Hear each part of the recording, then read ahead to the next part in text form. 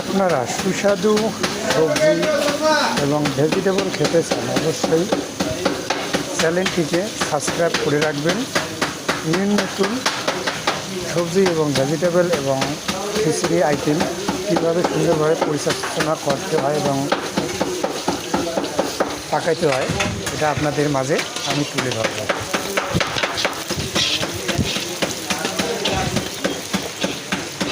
তো এখানে আমার পেঁয়াজটা আদা ভাজা হয়েছে, পেঁয়াজ কাঁচামরিচ আদা ভাজা আছে, এখানে আমি অ্যাড করব। এখন রসুন বাটনা করে রেখেছি, তো আমি এখানে রসুন অ্যাড করলাম। তো আপনারা যখন পেঁয়াজটা আদা ভাজা হবে তখন রসুন অ্যাড করবেন।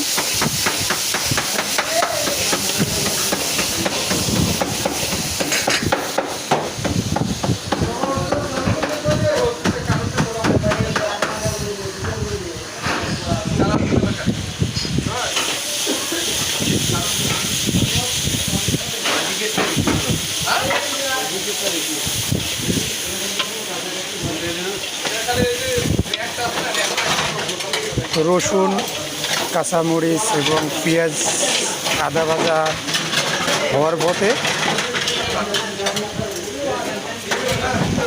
তো এখন আমি অ্যাড করব পাঁচফোড়ন।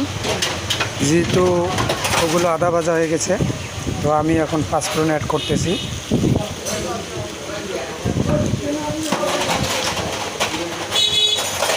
তো পাঁচফোড়ন, আদা, রসুন, পেঁয়াজ, কাঁচামরিচ যখন মোটামুটি ভাজা হয়ে যাবে, তো এখন হয়ে গেছে পেঁয়াজ রসুন ভাজা।